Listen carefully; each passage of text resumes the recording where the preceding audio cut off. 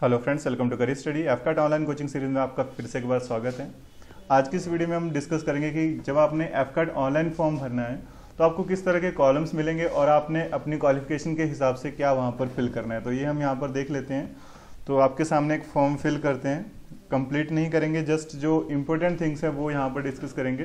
तो सबसे पहले जब भी आप अपनी ईमेल आईडी से लॉगिन करोगे, पासवर्ड वहाँ पर पुट करोगे, तो आप इस पेज पर आ जाओगे। जैसे पार्ट 2 पर आप ओके करोगे, क्योंकि पार्ट 1 आपने फिल किया तभी आपकी आईडी जो है वो क्रिएट हुई है। तो पार्ट 2 में सबसे पहले है एजुकेशन लेवल।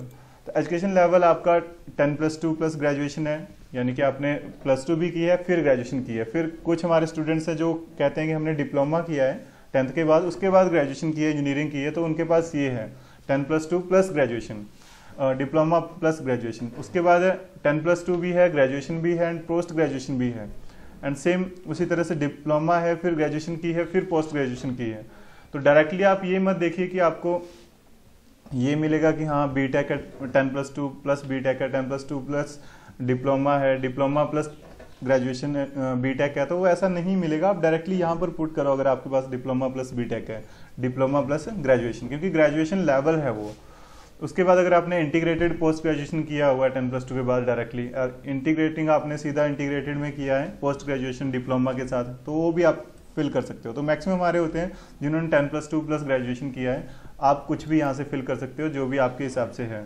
उसके बाद आता है सिलेक्ट क्वालिफाइंग एजुकेशन। तो क्वालिफाइंग एजुकेशन में आपके पास इस तरह से दिया है graduate option A, B, C और D।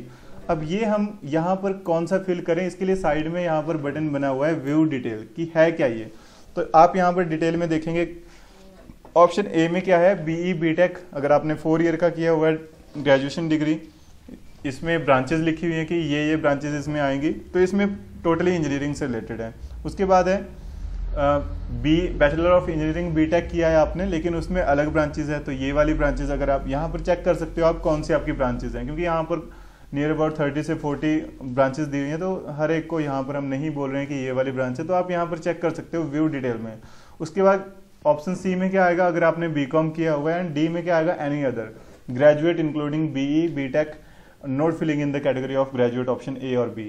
यानी कि जैसे आपने साइंस में किया हुआ है, आपने बीटेक नहीं किया है, बीकॉम नहीं किया है, तो आपको यहाँ फिल करना है। अदरवाइज आपको A, B, C में चूज करना है। तो नियर अबाउट जितने भी अगर साइंस स्टूडेंट की हम बात करें तो ऑप्शन D पुट कर सकते हैं यहाँ पर, क्योंकि उनका जो है मेंशन नहीं है A, B और C में। उसके बाद एग्जैक्ट क्वालिफिकेशन, यहाँ पर मैक्सिमम जो है वो ये बोलते हैं कि हाँ क्या यहाँ पर फिल किया जाए। तो साइड में लिखा है please fill in your exact qualification as per your latest degree certificate marksheet. In case you have done BE BTech after diploma please enter 4 as qualification duration. तो जैसे अगर मैं यहाँ पर फिल करूँ BSc, ठीक है, तो BSc यहाँ पर अगर हम फिल करें कि BSc की हुई है, ग्रेजुएशन कोर्स है वो। अब इसके लिए आपने ये बताना होता है कि इसकी जो एग्जैक्ट जो है वो टाइम कितना है, इसके लिए टाइम कितना लगा, आपके कितने ईयर्स लगे। तो नियर अबाउट 3 मैंने यहाँ पुट कर दिया। अगर आपने बीटेक की है 4 ईयर्स लगाकर तो आप 4 पुट कर सकते हो, तो ये यहाँ पर फिल करना है आपने। फिर है नेम ऑफ कॉलेज या इंस्टीट्यूशन कि कहाँ से किया है आपने। तो फॉर एग्जाम्पल मैं यहाँ पर कॉलेज भर देता हूँ। तो आप अपने हिसाब से जो आपका कॉलेज है वो आप फिल कर सकते हो, अपने अपने हिसाब से जो भी आपका कॉलेज है, उसके बाद जो भी यूनिवर्सिटी है उस तरह से, तो वो सारा आप फिल कर सकते हो यहाँ पर। इसमें कुछ ये नहीं है कि आपको इसमें ज़्यादा प्रॉब्लम आएगी। तो जस्ट हम फिल कर देते हैं जो भी हमारा यहाँ पर कॉलेज है। तो मैं यहाँ पर फिल कर देता हूँ।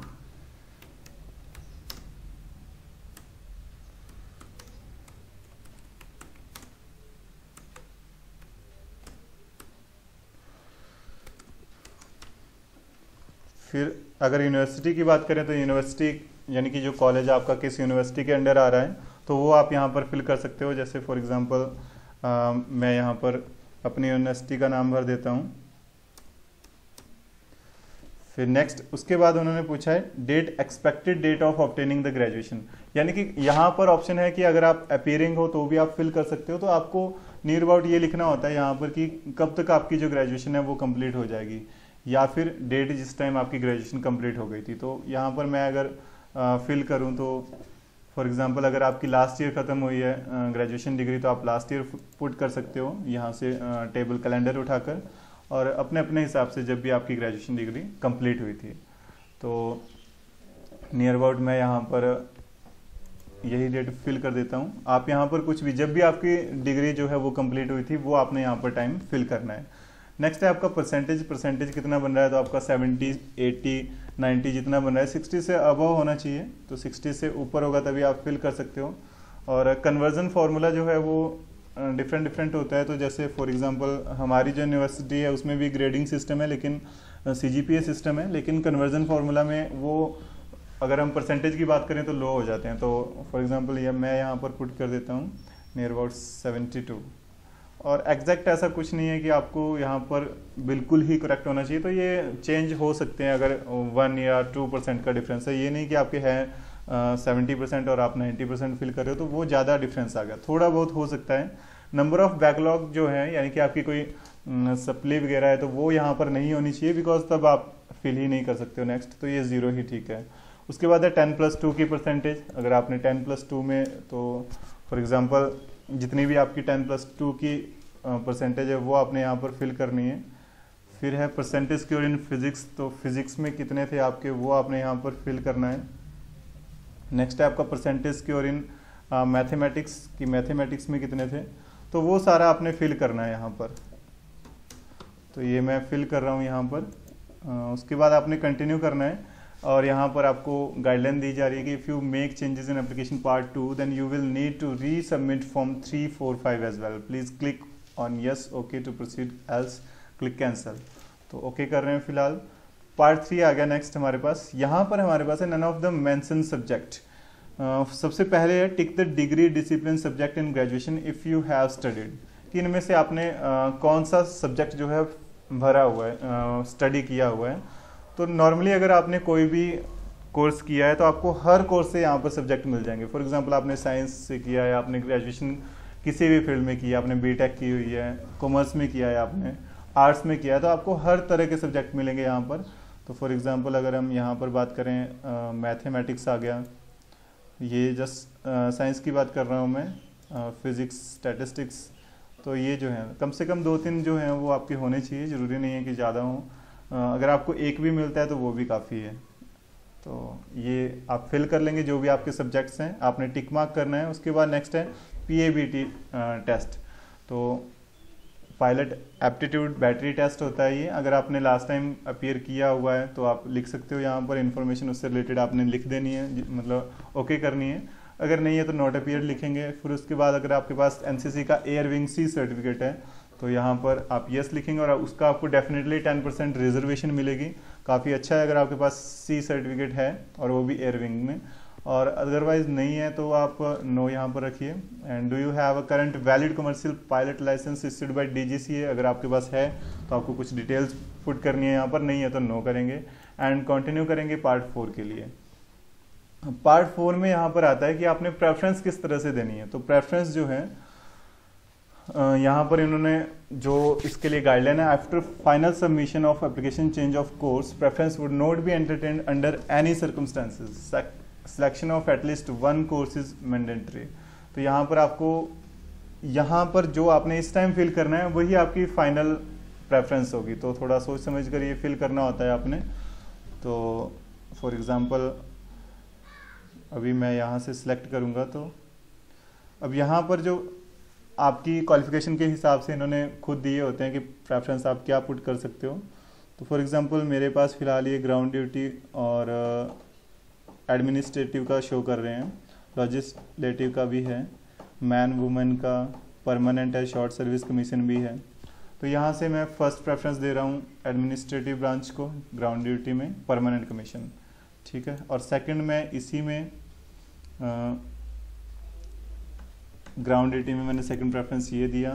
फिर थर्ड प्रेफरेंस में शॉर्ट सर्विस का दे रहा हूँ यहाँ पर, और फोर्थ इसका भी शॉर्ट सर्विस कमीशन। तो ये मैंने प्रेफरेंसेस पुट कर दी। नेक्स्ट चलते हैं। उसके बाद चॉइस जो है, सेंटर क्या चूज़ करने हैं आपने वो आपको, और 5 के 5 सेंटर आपको चूज़ करने होते हैं। तो नियरेस्ट आपके जो भी है वो आप उसी तरह से फिल कर सकते हो। ये तो सिंपल सा है, इसमें ज़्यादा कुछ ये नहीं है कि आपको इसमें कोई प्रॉब्लम आने वाली है। तो आप अपने हिसाब से पुट कर सकते हो जो भी आपको लगे। और सेंटर का ऐसा कोई भी इफ़ेक्ट नहीं पड़ता है आपके एग्ज़ामिनेशन में। आपकी तैयारी अच्छी होनी चाहिए, ये मैटर करता है। सेंटर कहाँ पर है ये यहाँ पर मैटर नहीं करता है। तो आप कोई भी सेंटर पुट कर सकते हो अपने हिसाब से। एंड मैं यहाँ पर 5 सेंटर्स जो मुझे लग रहा है वो मैं फिल कर रहा हूँ। तो ये हम फाइनल सबमिशन नहीं कर रहे हैं, जस्ट मैं आपको फिल करके बता रहा हूँ कि आप ये पुट यहाँ पर कर सकते हो, क्योंकि यहाँ पर कोई फाइनल सबमिशन नहीं हो रही है। जस्ट आपको एक आइडिया है कि हाँ इस तरह से आपको मिलेगा हर तरह से जब भी आप नेक्स्ट स्टेप पर जाओगे। तो यहाँ से आप कोई भी पुट कर सकते हो, आपको जो भी अच्छा लगे। फॉर एग्ज़ाम्पल ये हमारे 5 सेंटर्स हो गए और हर तरह के सेंटर्स हमने पुट कर लिए हैं, चंडीगढ़, दिल्ली, अम्बाला, अमृतसर, वाराणसी। तो आप अपने हिसाब से पुट कीजिए। उसके बाद आपकी पर्सनल डिटेल्स हैं, for example father name, mother name, alternate email, Aadhaar number, इस तरह से, और मैरिड, अनमैरिड। तो इसमें मुझे नहीं लग रहा है कि कुछ भी, जैसे आपने गेट क्वालिफाई किया हुआ है तो वो आप यहाँ पर पुट कर सकते हो। उसके बाद आपको यहाँ पर सबसे इम्पोर्टेंट जो है वो आपको अपनी फ़ोटो जो है पासपोर्ट साइज़ फ़ोटो अपलोड करनी होती है। उसके बाद थंब इम्प्रेशन जो है वो ऑप्शनल है, आप लगा भी सकते हो, यहाँ पर नहीं भी लगा सकते हो। एंड सिग्नेचर भी ऑप्शनल्स हैं, तो ये आपको देखना है। और अपीयर्ड इन एसएसबी अगर आप पहले हुए हैं तो वो भी आपने बताना है, और आपने किस तरह से आपको पता चला एफकैट के एग्ज़ाम के बारे में वो भी आपने यहाँ पर लिखना होता है। तो ये आप करोगे तो फिर उसके बाद आपने फाइनल सबमिशन करनी है। तो यहाँ तक का ये प्रोसीजर है। एंड फिर आपकी जो एप्लीकेशन वो होगी वो सबमिट हो जाएगी। तो इतना सा प्रोसीजर है। इसमें अगर आपको फिर भी कोई डाउट लग रहा है तो आप कमेंट सेक्शन में पूछिए, हम आपकी ज़रूर हेल्प करेंगे। कहीं भी किसी भी स्टेप में अगर आपको लग रहा है कि हाँ यहाँ पर नहीं हमें क्लियर हो रहा है। तो नेक्स्ट टाइम मिलते हैं नेक्स्ट वीडियो के साथ। Thank you.